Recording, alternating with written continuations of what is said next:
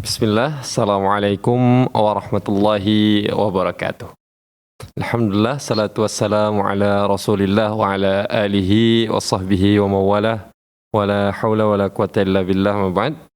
Masyaallah muslimin rahimani wa rahimakumullah. Para pemirsa Fatwa TV yang insyaallah dimuliakan oleh Allah Azza wa Jalla. Ahlan wa sahlan wa marhaban bikum, kami ucapkan kembali kepada seluruh pemirsa Fatwa TV dimanapun Anda berada.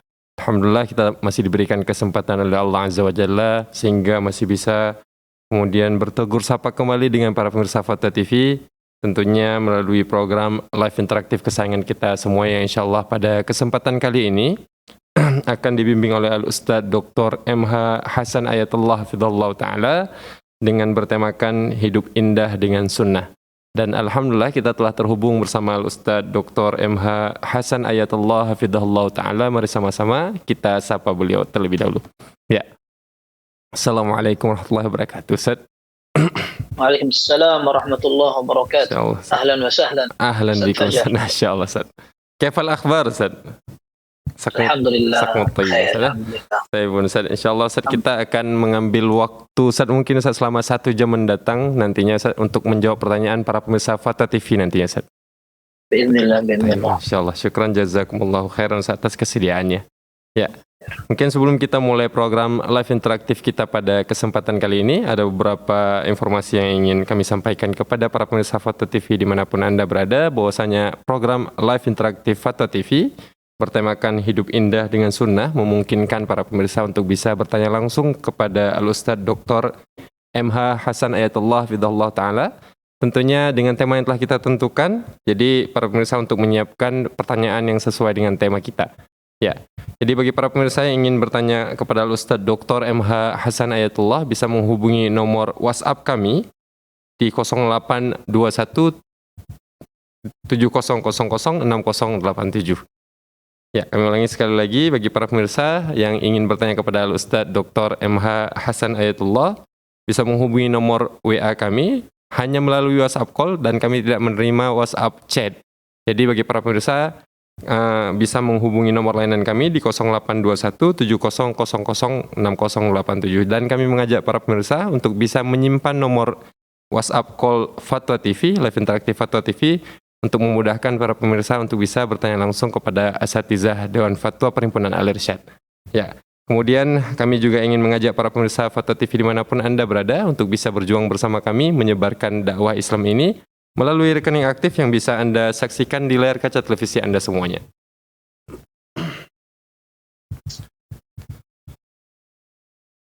Dan mungkin sebelum kita memulai program live interaktif kita pada kesempatan kali ini, kami juga ingin menyapa para pemirsa Fatwa TV yang ikut menyimak acara ini melalui radio. Ahlan wa sahlan wa marhaban bikum. Dan mungkin tidak memperpanjang lagi mukadimah, kami akan membuka live interaktif Fatwa TV. Kami persilahkan kepada seluruh pemirsa untuk bisa mencoba menghubungi nomor layanan kami dan sembari menunggu para pemirsa menghubungi nomor layanan kami, kita akan membuka program acara ini dengan beberapa nasihat pembuka dari Al-Ustadz Dr. MH Hasan Ayatullah Hafidhahullah Ta'ala. Falyatafaddal Ustadz mashkuran ma'jura. Jazakumullah khair. Bismillahirrahmanirrahim. Alhamdulillahirabbil alamin. Sallallahu wa sallam wa baraka ala abdihi wa rasulih nabiyina Muhammad wa ala alihi wa sahbihi ajma'in. Amma ba'd. Kaum muslimin dan muslimat, pemirsa Fatwa TV rahimana wa rahimakumullah. Sebentar lagi kita akan memasuki bulan Ramadan dan harapan kita semua semoga Ramadan tahun ini lebih berharga, lebih istimewa dan lebih siap untuk kita manfaatkan sebagai ladang beramal sebaik-baiknya. Dan tentu angan-angan tertinggi kita adalah berhasil menggapai dan meraih surga. Dan ini yang memang dipanggil oleh Allah Azza wa Jalla. Dalam hadis yang sering kita dengar dalam riwayat At-Tirmidzi dengan sanad yang sahih, Nabi sallallahu alaihi wasallam mengabarkan ketika datang bulan Ramadan, wa yunadi munadin ya baghiyal khairi aqbil wa ya baghiyasy syarri aqsir. Hai orang yang ingin mendapatkan kebaikan, segeralah manfaatkan, dan orang yang selalu mengerjakan kemaksiatan maka tahan di bulan ini. Dan kita tahu ada pintu surga khusus untuk orang-orang yang melaksanakan puasa. Kemudian ada pintu sedekah yang manfaat atau keistimewaannya menjadi lebih mulia kalau kita kerjakan di bulan suci ini.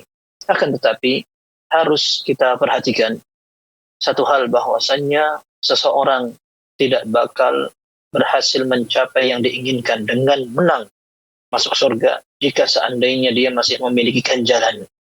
Orang bilang itu namanya pantangan, yaitu kezaliman kepada sesama. Nabi Shallallahu Alaihi Wasallam menyatakan dalam riwayat At-Tirmidzi dan sanadnya sahih, anna nafsa atau an la yadkhulul jannata illa nafsun muslimah atau mu'minah. Ketahuilah bahwasanya tidak akan masuk surga kecuali jiwa yang betul-betul muslim atau beriman. Sehingga setiap orang yang memiliki ganjalan dalam keimanan maupun pelengkapnya, artinya terkadang seorang terganggu keimanan dari dasarnya, terganggu dengan kesyirikan, terganggu dengan kekufuran waliyadzubillah, entah sengaja atau tidak, atau terganggu dari kesempurnaan iman itu, termasuk diantaranya karena ada masalah dengan sesama beriman, orang-orang beriman, maka harus diperbaiki. Kalau seandainya ada kesalahan harus segera minta maaf. Dan ini bukan karena kita menghadapi bulan Ramadan lalu kita katakan ada anjuran meminta maaf. Ini tidak ada contohnya, tidak ada sunnahnya. Hadis yang berkembang di tengah-tengah masyarakat itu hadis yang tidak berdasar, bahkan tidak berbahasa Arab. Sehingga tidak ada anjuran untuk minta maaf khusus ketika menyambut bulan Ramadan. Akan tetapi kita secara umum memang akan bermasalah ketika masih memiliki urusan hak yang belum ditunaikan kepada sesama. Bahkan di dalam Sahih Bukhari, orang yang berhasil melewati jembatan yang dikatakan sirat, jembatan yang di bawahnya ada neraka, kemudian dia yang sudah lewat, dia berhasil tidak masuk neraka, rupanya juga belum bisa langsung masuk surga. Dalam Sahih Bukhari dikatakan yakhlusul mu'minuna minan nar. Ketika orang-orang beriman berhasil melewati sirat atau jembatan dari neraka di bawahnya, yuhbasuna ala qantaratin bainal jannati wan nar. Mereka masih akan ditahan. Ada sebuah jembatan yang lain lagi antara surga dan neraka. Yuqtas li ba'dihim min ba'din madhalim kanat lahum fid dunya. Tujuannya agar mereka saling menunaikan hak sesama mereka. Entah antara orang beriman tadi dengan orang yang beriman, atau antara dia dengan orang kafir sekalipun. Sehingga orang beriman bukan hanya sekedar orang yang perhatian kepada ibadah banyak saja, atau dia ikhlas saja, atau dia tidur dan berharap pahala Allah, kemudian menangis. Tidak. Akan tapi dia juga harus memperbaiki hubungan dengan sesama makhluk. Tidak boleh dia menyakiti, kemudian merugikan, mengganggu, dan semacamnya. Maka ini juga termasuk salah satu bentuk tujuan kita melaksanakan puasa, agar kita bisa merealisasikan sebuah ketakwaan secara lengkap. Tidak hanya sekedar kita beribadah meninggalkan makan dan minum, akan tetapi bagaimana kita menyusun ketakwaan yang sempurna. Maka kita juga tidak boleh sambil puasa menyakiti orang, kemudian membuat keramaian, dan semacamnya. Semoga Allah Azza wa Jalla membimbing kita untuk menjadi seorang mukmin yang lengkap, sempurna, dan Allah ridha pada kita. Wallahu a'lam bishawab. Ahsanallahu ilaikum wa barakallahu fikum. Ustaz, jazakumullahu khairan, kami ucapkan atas nasihat pembuka. Ya, dan kita akan mulai membuka layanan live interaktif kita pada kesempatan kali ini. Kami persilahkan kepada para pemirsa yang ingin bertanya untuk bisa menghubungi nomor layanan kami. Ya, mungkin sembari menunggu penelpon menghubungi nomor layanan live interaktif atau TV, kita akan membacakan pertanyaan-pertanyaan yang telah masuk melalui dewan redaksi kita, Ustaz. Baik. Untuk pertanyaan pertama, Ustaz, ada pertanyaan dari Abu Zubair di Banten, Kota Tangerang. Dia bertanya, Bismillah, Assalamualaikum warahmatullahi wabarakatuh. Barakallahu fikum, Ustaz. Ya, izin bertanya, Ustaz. Apakah boleh kita memberi nama toko atau brand usaha pakaian dengan nama surga? Misalnya nama merek kita Surga. Jazakallahu khairan, Ustaz. Wa jazaka khairan. Wallahu a'lam. Tidak ada larangan untuk memberikan nama tertentu seperti yang disebutkan tadi. Karena memang nama itu juga memuat nama yang baik, kemudian tidak mengandung zikir sehingga kalau dipasang bisa membuat zikir kepada Allah itu dicampakkan atau diremehkan.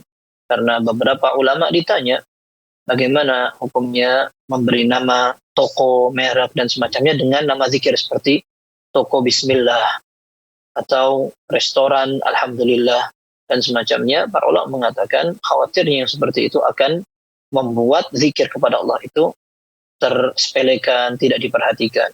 Akan tetapi jika seandainya tidak mengandung unsur itu, kemudian tidak mengandung nama yang buruk, semoga tidak apa-apa. Wallahu a'lam bishawab. Assalamualaikum warahmatullahi wabarakatuh, Ustaz. Ya, kita akan berpindah ke pertanyaan selanjutnya, Ustaz, yang telah masuk di dewan redaksi kita. Ada pertanyaan dari Marni di Jawa Barat, Kabupaten Sumedang. Beliau bertanya, Assalamualaikum warahmatullahi wabarakatuh. Apakah anak sambung atau anak tiri wajib memakai jilbab di depan bapak sambung atau bapak tirinya, Ustaz?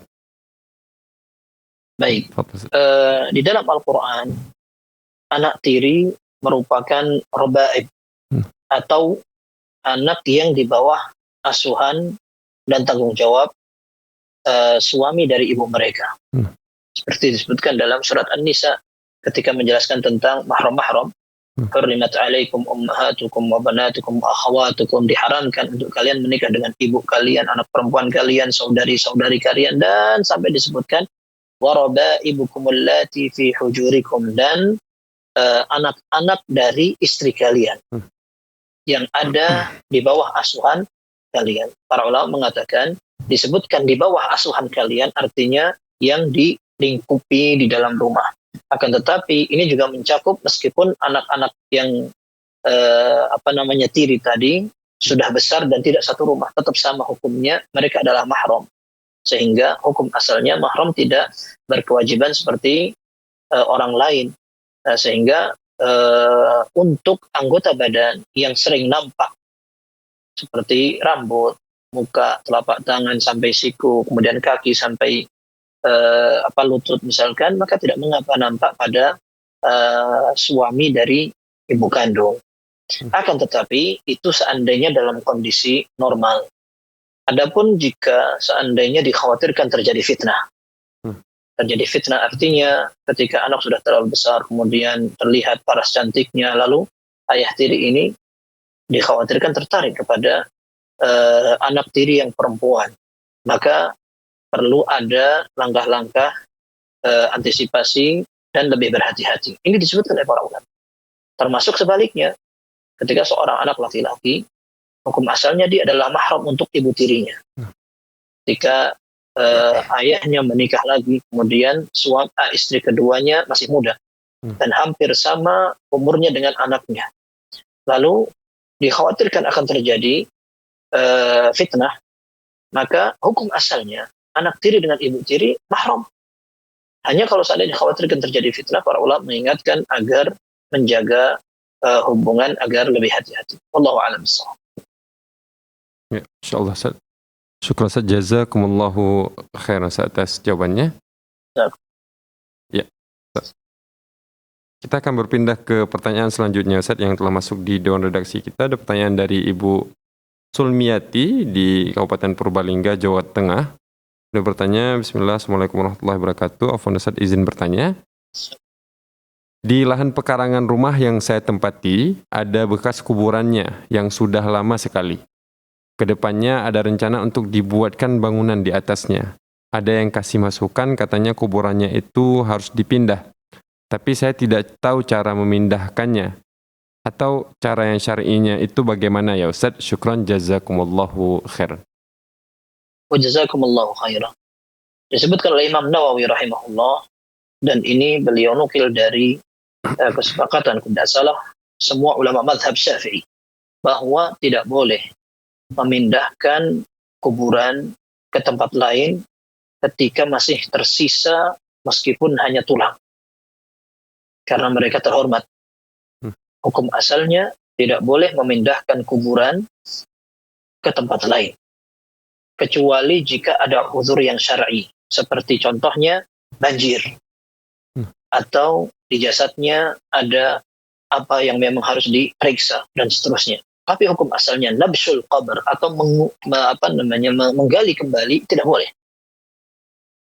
Sehingga memindahkan pun demikian.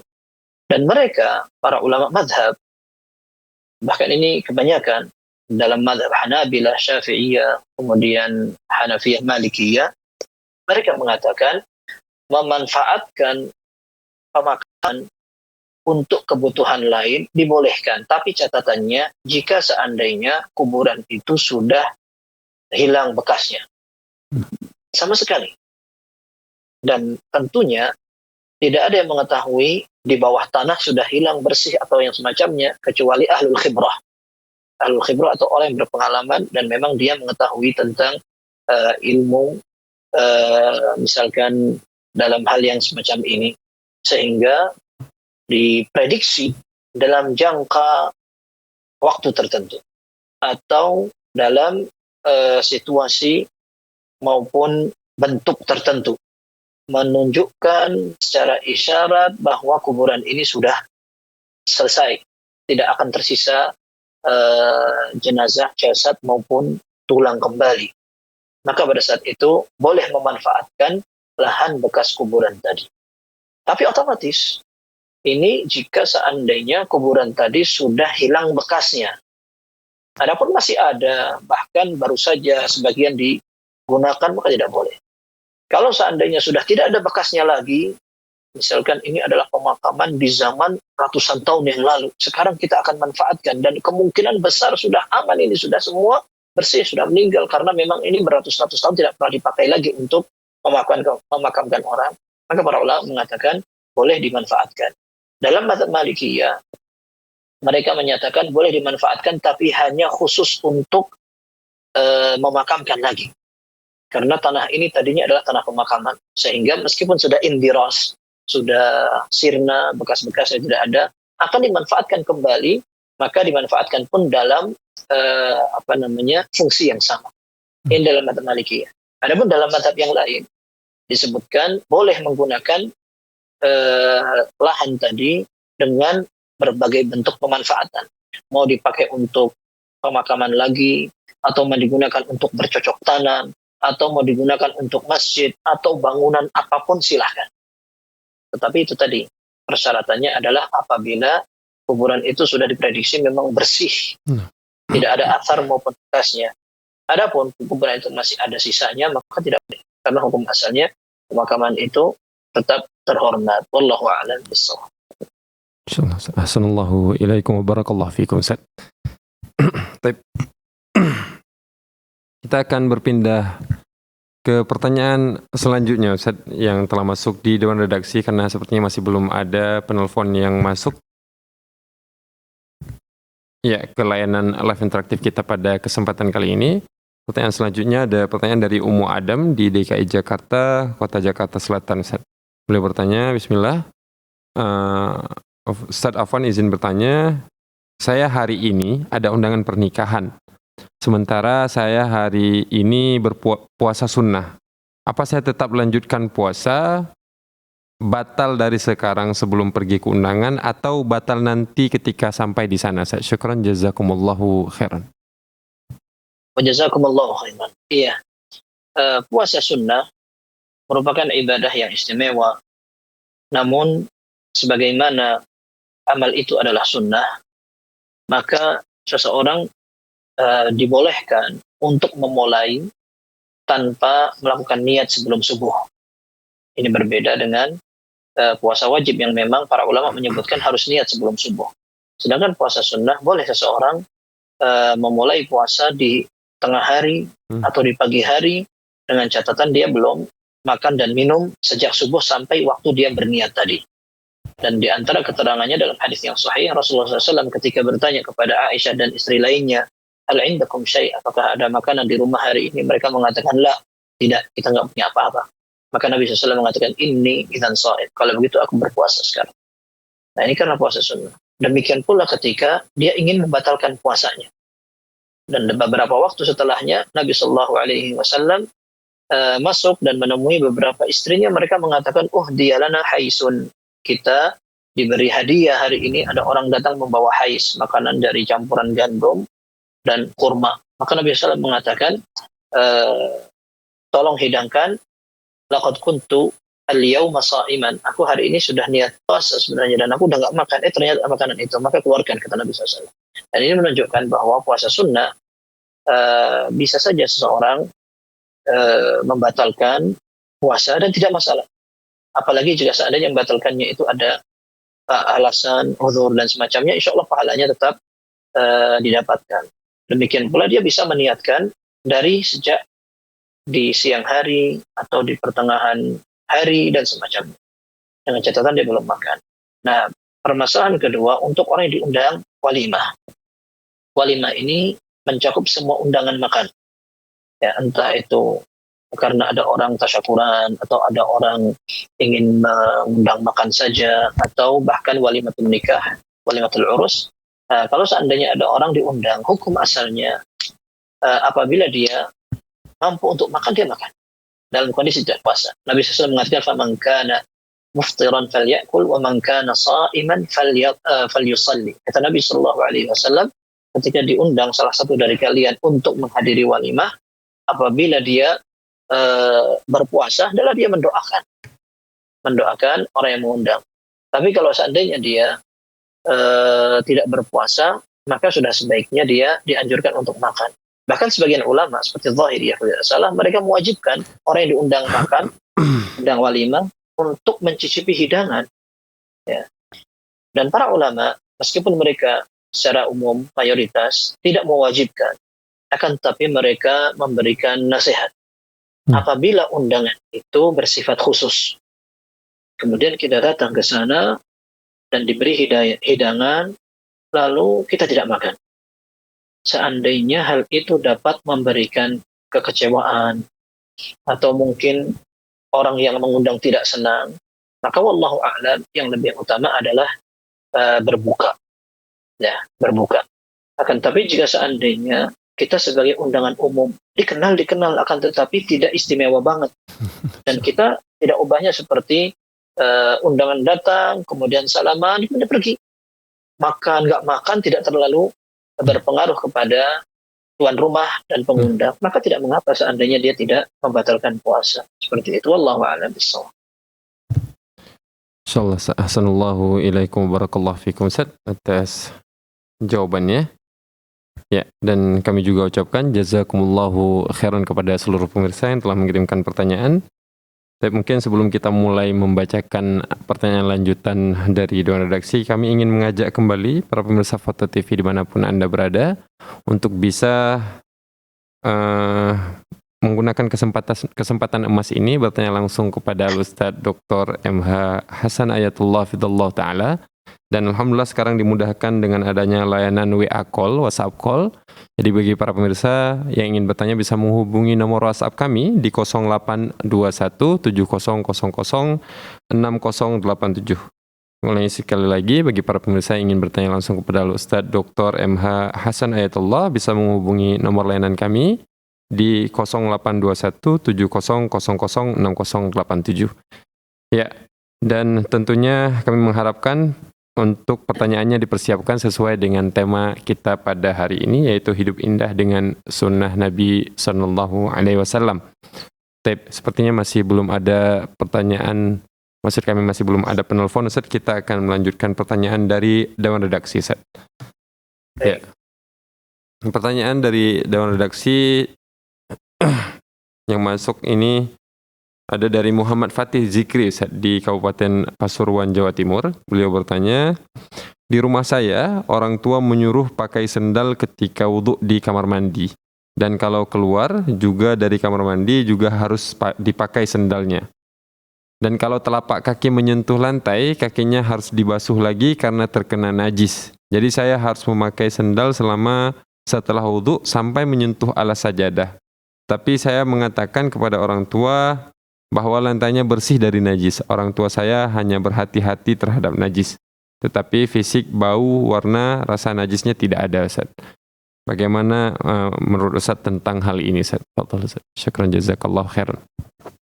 Baik, jazakumullahu khairan. Iya, ini memang tidak sekali dua kali dan kejadian jarang untuk orang-orang tua terutama mereka yang memang memiliki kehati-hatian tinggi. Sebenarnya ini justru dikhawatirkan menjadi salah satu sikap was-was.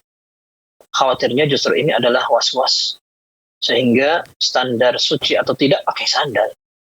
Dan ini sebenarnya tidak tepat, karena ketika sandal itu mengenai najis di dalam kamar mandi, maka justru najis akan merembet kemana-mana, akan ke lantai yang di dalam rumah sebelum dia akan melepaskan sandal itu ke sajadah.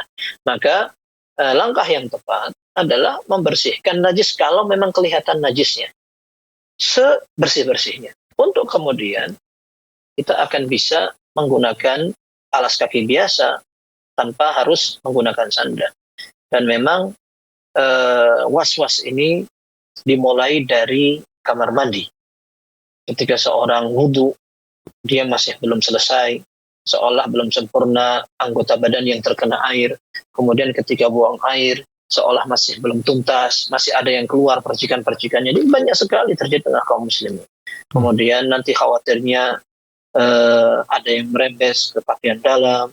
Kemudian dilanjutkan ketika sholat, dia takbir seolah belum sempurna, sholat diulang-ulang, bacaan pun tidak mantap kalau cuma sekali, dan seterusnya, sehingga seorang menjadi korban was-was. Maka langkah yang tepat, saya dulu pernah sampaikan, Syekh Sulaiman Ar-Ruhaili hafizahullah mengatakan bahwa masing-masing dari kaum muslimin memiliki peluang untuk dihinggapi was-was. Akan tetapi sebagian orang memang memperturutkan, dia membiarkan was-was itu menguasai sehingga dia menjadi korban was-was. Adapun orang yang memerangi, selama dia berusaha agar najis itu tidak terjadi, maka insya Allah tidak apa-apa, aman, insya Allah. Maka intinya dari pertanyaan tadi, kalau seandainya memang alasannya adalah najis, maka dibersihkan. Termasuk sandal itu dibersihkan dari najis. Kemudian jika sudah tidak ada, maka insya Allah tidak mengapa. Mau menggunakan sandal sampai di kasur pun tidak ada masalah. Bahkan salat menggunakan sandal kalau suci tidak apa-apa. Kalau seandainya sandal itu suci, kemudian sandalnya tidak mengotori tempat untuk sholat, maka tidak mengapa. Seperti itu. Adapun pembahasan yang kedua adalah ketika orang tua menyuruh.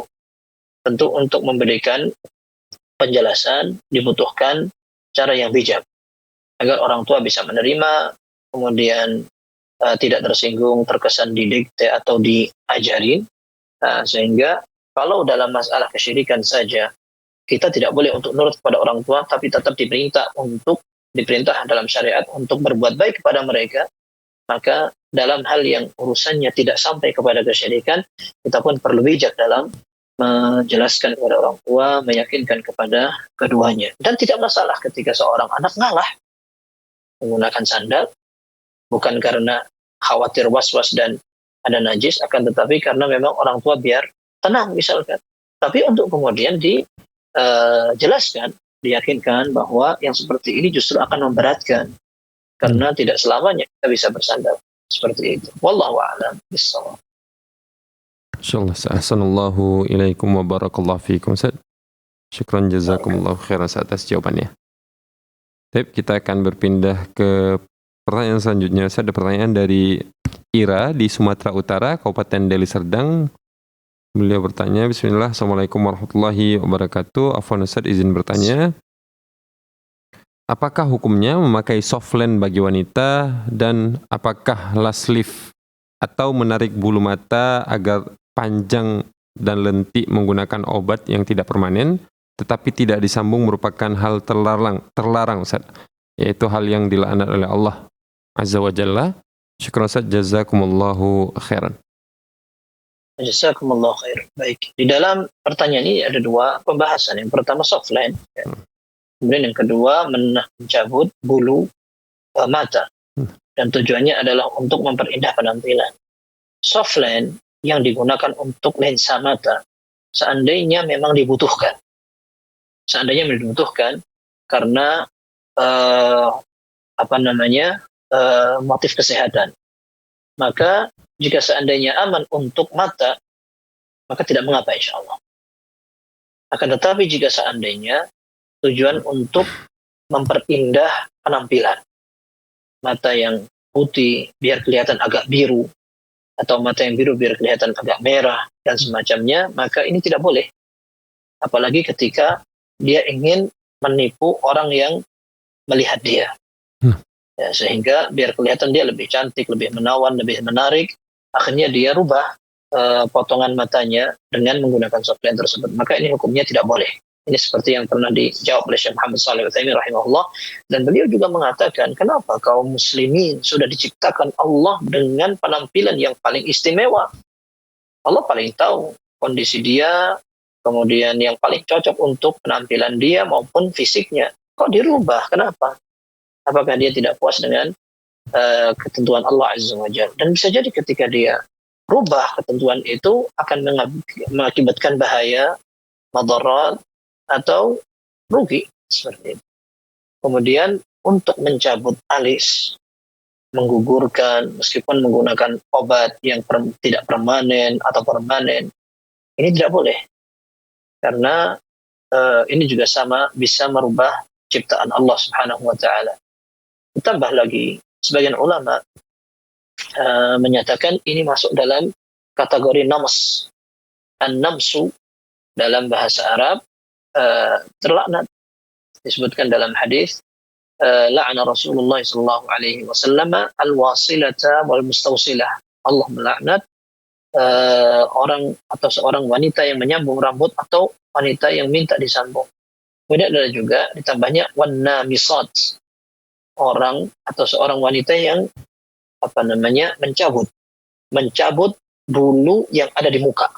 Yang sebagian ulama mengatakan bahwa orang yang mencabut bulu yang ada di muka, seperti misalkan di antara dua alis, ya, agar kelihatan lebih menarik misalkan, maka ini termasuk yang dilaknat. Sehingga tidak boleh seorang apabila mencabut rambut atau bulu agar lebih kelihatan menarik. Ini bisa seperti orang yang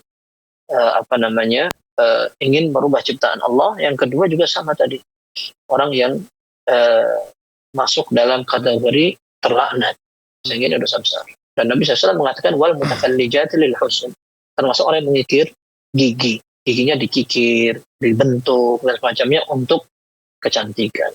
Ini termasuk yang dilarang. Dalam riwayat lain ditambahi an-namisatu wal mutanammisah, seorang wanita yang mencabut rambut-rambut itu maupun wanita yang minta agar rambut di muka dia dicabut. Jadi intinya kalau kita terima dengan apa yang Allah tentukan, insya Allah itu yang terbaik. Dan ditambah lagi, para ulama memberikan keringanan apabila penampilan yang ada di muka, rambut yang berlebihan, atau dia bisa menjadikan muka seram dan menakutkan, maka itu yang diberi keringanan boleh dicabut. Seperti misalkan seorang wanita kok tumbuh kumisnya, atau mungkin ada rambut di pipi kanan dan kiri misalkan. Nah, ini kalau seandainya dicabut agar tidak menakutkan penampilannya, insya Allah tidak mengapa. Tapi hukum asalnya, kalau tidak sampai seperti itu tidak boleh. Tidak boleh seorang mencabut bulu mata atau bulu yang ada di sekitar sini. Tujuannya adalah untuk memperbaiki penampilan. Wallahu a'lam bishawab. Assalamualaikum warahmatullahi wabarakatuh. Jazakumullahu khairan atas jawabannya. Dan kita telah terhubung dengan penanya kita yang pertama pada kesempatan, maksud kami dengan penelpon kita yang pertama pada kesempatan kali ini, Ustaz. Ada Umar di Jambi. Mungkin kita akan menyapa penelpon kita terlebih dahulu. Assalamualaikum Fatwa TV.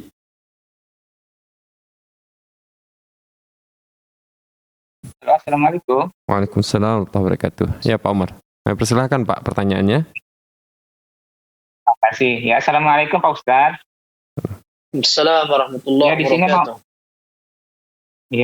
Di sini mau tanya Pak Ustaz, saya seputar zikir sehabis sholat. Ini kan yang selama ini kami ketahui, yang salah satu lafaznya itu berbunyi Allahumma antas salam wa minkas salam tabarakta ya dzal jalali wal ikram.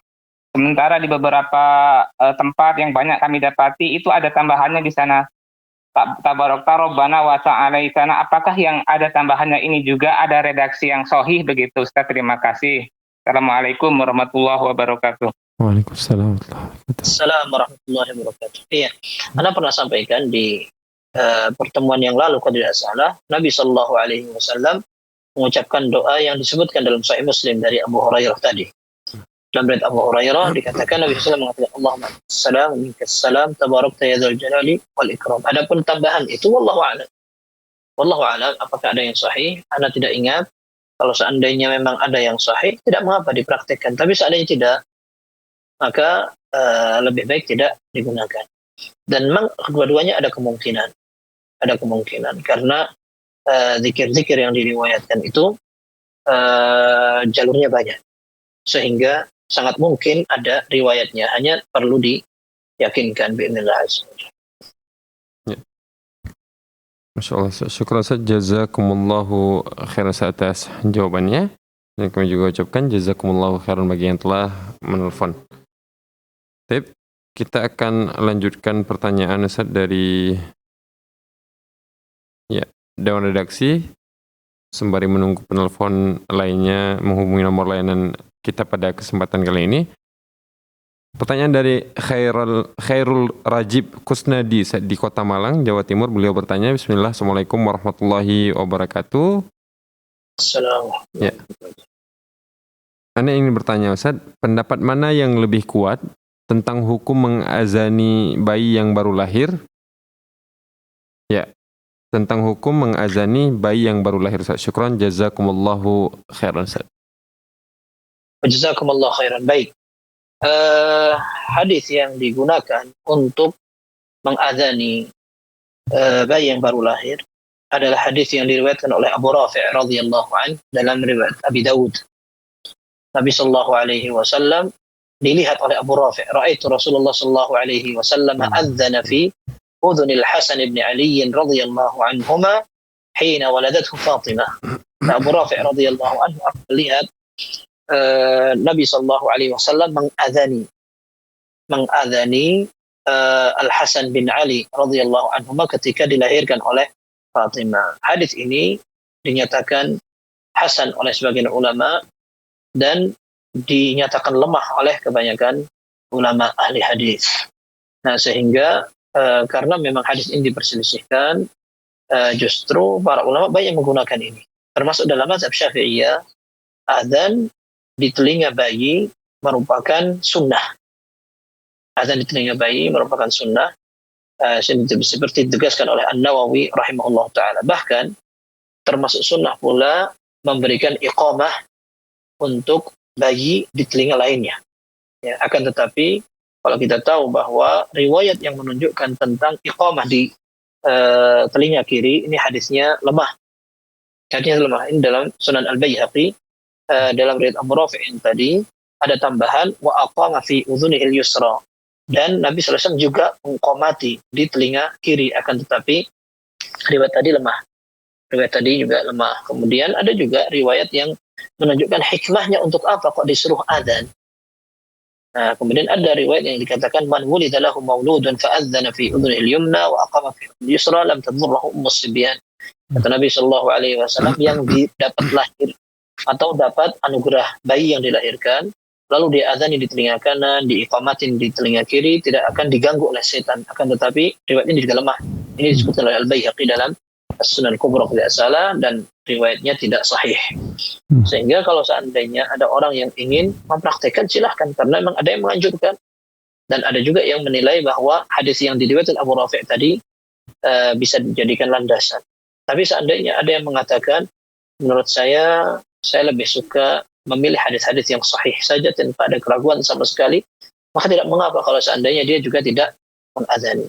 Dan mereka para ulama menyebutkan juga ketika memang azan itu disyariatkan, maka ketika membaca hayya 'alas shalah hayya 'alal falah pun yang mengadzani juga tetap dianjurkan untuk menoleh ke kanan dan ke kiri, sebagaimana muadzin untuk sholat itu menoleh ke kanan dan ke kiri, seperti itu. Tapi wallah alam, kita tadi disebutkan memang hadisnya diperselisihkan. Dan seandainya kita memilih untuk tidak dikerjakan, tidak apa-apa. Kalau seandainya kita milih untuk dikerjakan juga, selamat, ada sebagian ulama yang menganjurkan. Allahu a'lam tidak, insyaallah. Allahu a'lam. Masya Allah, ahsanallahu ilaikum wa barakallahu fikum atas jawabannya. Mengucapkan jazakumullahu khairan. Ya. Kita akan melanjutkan pertanyaan dari Dewan Redaksi Ustaz. Ada pertanyaan dari Fulana di Kabupaten Bogor, Jawa Barat. Beliau bertanya, Afwan Ustaz izin bertanya, teman Ana seorang akhwat, beliau nggak sengaja melihat konten dewasa di media sosial yang muncul di halamannya. Ketika melihat sepintas muncul sugesti keluar sesuatu dari kemaluannya, tetapi setelah dicek itu tidak keluar apa-apa. Apakah yang seperti ini diwajibkan untuk mandi wajib, Ustaz? Dan teman Ana setiap melihat konten yang 18 plus secara tidak sengaja sering tersugesti kalau beliau harus mandi junub. Apakah ini salah satu bentuk was-was, Ustaz? Syukran, jazakumullahu khairan. Jazakumullahu khairan.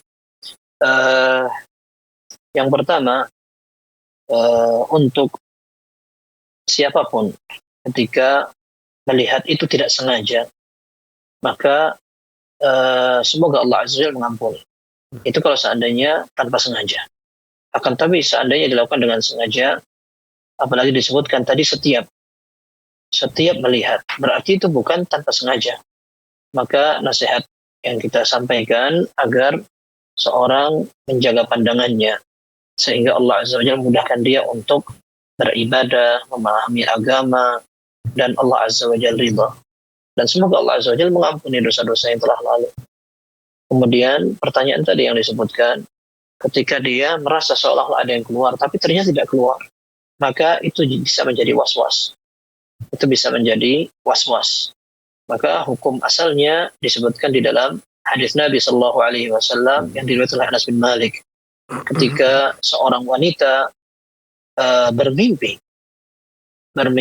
melakukan hubungan badan, apakah dia juga diminta atau diwajibkan untuk mandi janabah? Maka Nabi Shallallahu Alaihi Wasallam mengatakan, "Na'am, idza ra'atil ma." Iya, kalau seandainya tadi dia melihat ada cairan yang keluar. Kalau seandainya tidak ada cairan yang keluar, maka hukum asalnya tidak. Meskipun ada yang dirasakan, ragu, atau bahkan dia bermimpi panjang dan semacamnya, maka hukum asalnya tidak diwajibkan sampai dia memastikan ada yang keluar dan yang ini menyebabkan mandi besar harus dilakukan. Kalau tidak, maka tidak. Wallahu a'lam bishawab.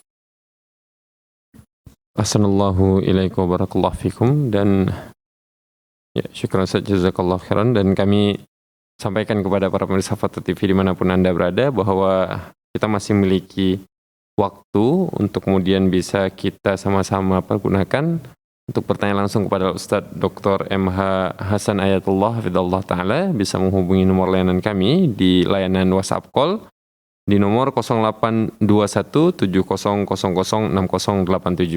Ulangi sekali lagi, bagi para pemirsa yang ingin bertanya langsung kepada Ustadz Dr. MH Hasan Ayatullah bisa menghubungi nomor layanan WhatsApp call kami di 0821 7000 6087.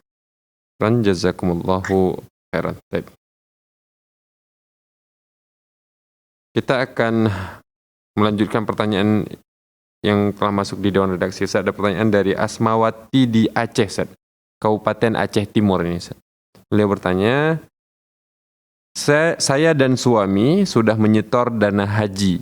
Awal tahun ini pemerintah Arab Saudi mengeluarkan peraturan pembatasan usia pemberangkatan jamaah haji. Karena aturan tersebut, suami saya tidak bisa berangkat haji bersama saya. Apakah saya boleh menunaikan haji tanpa ditemani muhrim atau mahram, Ustaz? Syukran, jazakumullahu khairan. Jazakumullahu khair. Ya, yang betul adalah mahram, bukan muhrim. Karena muhrim itu orang yang berihram. Tetapi yang benar adalah mahram. Mahram artinya orang yang tidak boleh menikah dengan dia atau yang menjadi mahram untuk bepergian.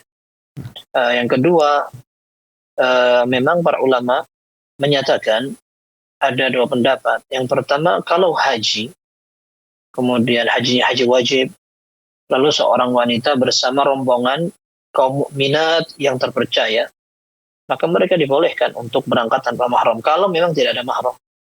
Tapi kalau ada mahram, maka jelas yang lebih aman adalah menggunakan mahram. Itu pun satu pendapat. Dan wallahu a'lam, pendapat yang rajih adalah tidak seperti itu. Akan tetapi seorang wanita harus tetap menggunakan mahram ketika dia melakukan perjalanan, tidak terkecuali ibadah haji. Di antaranya adalah hadis keumuman sabda Rasul sallallahu alaihi wasallam, la yahillu limra'atin tu'minu billahi wal yawmil akhir an tusafira masirata yawmin wa lailatin illa ma'adhi mahram. Tidak halal bagi seorang wanita yang beriman kepada Allah dan hari akhir untuk melakukan perjalanan yang menempuh jarak 1 hari dan 1 malam kecuali kalau dia ditemani mahram. Perjalanan yang ditemani perjalanan yang menempuh jarak 1 hari dan 1 malam itu diukur dengan perjalanan unta. Sehingga para ulama menilai itu adalah masafatu qasar, jarak yang memang membuat orang boleh mengqasar dan meringkas salat. Sehingga tetap seorang yang melaksanakan ibadah tadi tetap diminta untuk berangkat bersama mahramnya. Yang kedua, ada hadis lain ketika Nabi Shallallahu Alaihi Wasallam menugaskan sebagian sahabat untuk berjihad. Lalu orang tadi atau sahabat tadi minta kepada Nabi Shallallahu Alaihi Wasallam jawaban. Beliau mengatakan, Innik tatadtu fi ghazwati kada wa kada wa inna mar'ati kharajat hajjatan. Sungguhnya aku diwajibkan untuk berangkat di pertempuran ini dan itu. Pertempuran. Dia diwajibkan untuk berjihad. Maka dia juga cerita bahwa istriku tahun ini akan melaksanakan ibadah haji. Maka kata Nabi Shallallahu Alaihi Wasallam, intaliq fahujja ma'amra'atik. Kamu nggak usah jihad sudah. Kamu dimaafkan dari perintah jihad itu. Sekarang kamu berhaji aja temani istrimu. Kalau seandainya mahram itu tidak harus, maka Nabi Shallallahu Alaihi Wasallam tidak perlu membatalkan kewajiban jihad orang yang tadi. Kemudian wallahu alam, pertanyaan ini barangkali yang lama dulu ketika jamaah haji masih dibatasi umurnya karena baru awal-awal penyembuhan atau pemulihan dari corona. Sekarang alhamdulillah sudah tidak ada lagi pembatasan, insya Allah bisa berangkat. Wallahu alam. Ahsanallahu ilaikum wa barakallahu fikum, Ustaz. Ya, kita telah terhubung dengan penelpon kita yang selanjutnya, Ustaz. Ada Ummu Lia di Bekasi, kita akan sapa terlebih dahulu. Ya, Assalamualaikum Fatwa TV. Ya, Assalamualaikum warahmatullahi wabarakatuh. Waalaikumsalam warahmatullahi wabarakatuh. Ustaz, saya mau menanyakan, kalau umpamanya kita kan pergi ke suatu kota, tapi jaraknya jarak safar. Tapi dalam 1 hari itu bisa sampai umpamanya dari pagi ini kita berangkat naik pesawat, terus dengan naik kendaraan lagi nyambung, terus siang udah sampai, Ustaz. Itu perlu pakai mahram apa nggak usah, Ustaz? Jaraknya jarak safar, tapi ya nggak sampai sehari semalam di perjalanan itu. Itu aja, Ustaz. Assalamualaikum warahmatullahi wabarakatuh. Waalaikumsalam warahmatullahi wabarakatuh. Assalamualaikum warahmatullahi wabarakatuh. Iya. Tadi kita sebutkan bahwa jarak-jarak safar itu dihitung dengan 1 hari dan 1 malam kalau perjalanannya menggunakan onta. Artinya itu jarak tempuhnya yang akhirnya dijadikan standar, bukan waktunya. Kalau seandainya menggunakan waktu, sekarang kita juga berangkat umroh juga cuma 9 jam, nggak sampai sehari.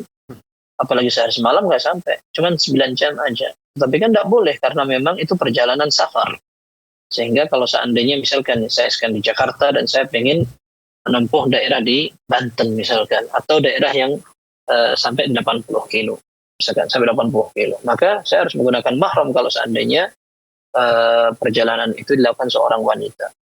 Meskipun dia menggunakan pesawat, kemudian nanti di sana sudah ada yang nyambut, kemudian di sini ada yang antar. Tapi seorang nggak ngerti apa yang akan terjadi di jalan. Ya kalau seandainya aman-aman saja, kemudian barangkali ada delay, kemudian harus terpaksa transit, dan itu semua terbuka kesempatan itu. Ya, sehingga menggunakan kaidah syariat itu lebih aman dan insya Allah perjalanannya lebih barokah. Wallahu a'lam bishawab. Baik, untuk nyambung yang tadi, pertanyaan tentang baca Allahumma antas salam minkas salam, tabarak ya dzal jalal ikram, itu yang ada dalam Sahih Muslim. Ada tambahan wa ta'alait, ada tambahan lagi wa ilaika ya'udus salam. Ada sebagian ulama seperti Syekh Bakar Abu Zaid rahimahullah, kemudian Syekh Muhammad Shalih Al-Utsaimin rahimahullah, mereka mengatakan bahwa itu tidak ada dalam riwayat.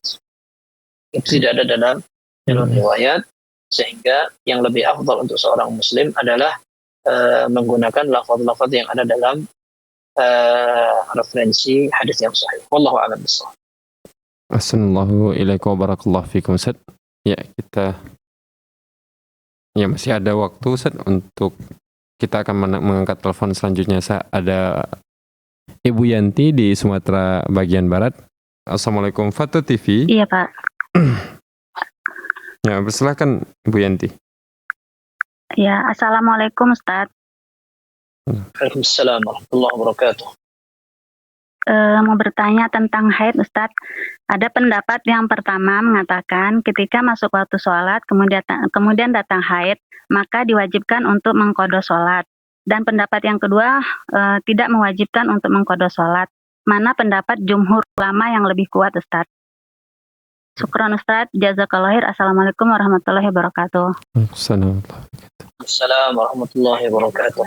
Kalau di mana pendapat jumhur, Anda tidak ingat. Akan tetapi, memang ini pernah disampaikan. Kalau tidak salah justru ini yang dirajihkan beberapa ulama. Orang yang seorang wanita masuk waktu sholat, kemudian dia tidak segera sholat. Tidak segera sholat, kemudian datang bulan.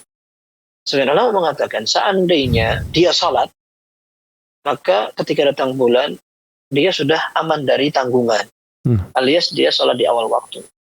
Begitu azan, dia segera sholat, kemudian ternyata menjelang asar dia datang bulan. Maka dia sudah aman dari tuntutan sholat itu. Tapi karena dia tunda, akhirnya dia datang waktu haid, akhirnya dia punya tanggungan. Begitu. Ini sebagian ulama mengatakan demikian. Syekh Muhammad Shalih Al-Utsaimin rahimahullah mengatakan bahwa perempuan ini tidak wajib untuk mengqadha karena hukum asalnya seorang wanita tidak wajib untuk berjamaah. Dan dia boleh untuk melaksanakan sholat di rumahnya. Demikian pula dia tidak memiliki kewajiban untuk sholat di awal waktu. Jadi seorang wanita ketika dia sholat di akhir waktu selama tidak keluar dari waktunya, dia tidak disalahkan. Sehingga kalau ternyata dia datang bulan di pertengahan waktu, dia hampir melaksanakan sholat atau dia mungkin masih belum melaksanakan sholat, dan dia tidak berdosa ketika dia tidak sholat di awal waktu.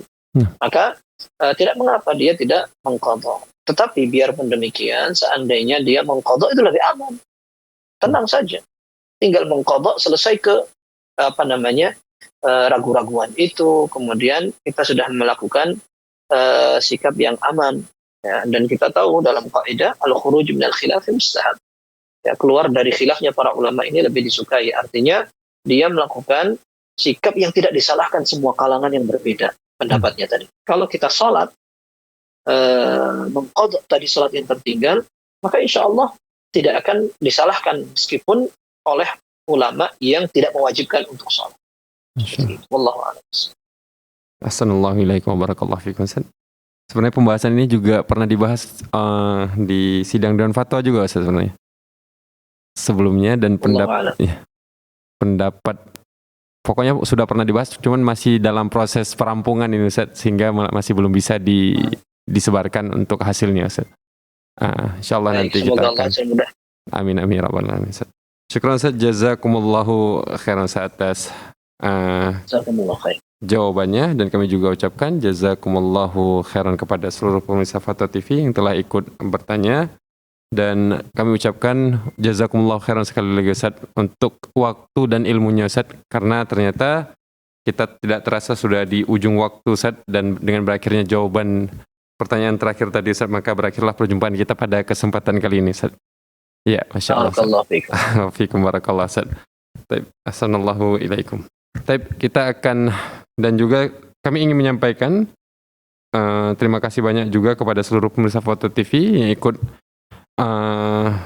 mengikuti acara ini dari awal hingga selesai, terkhusus bagi para pemirsa Fatwa TV yang bertanya langsung melalui layanan interaktif kita pada kesempatan kali ini, dan juga bagi para pemirsa Fatwa TV yang telah mengirimkan pertanyaan-pertanyaannya ke Dewan Redaksi Fatwa TV. Ucapkan jazakumullahu khairan katsiran, dan jangan lupa setelah ini akan ada live interaktif bersama Al-Ustadz Dr. Erwandi Tarmizi hafizallahu taala dengan tema ekonomi Islam, dan insyaallah kita akan berjumpa kembali lagi. Ya, muamalah kontemporer maksud kami. Assalamualaikum warahmatullahi wabarakatuh. Saya mewakili seluruh kerabat kerja yang bertugas pamit undur diri. Wassalamualaikum warahmatullahi wabarakatuh.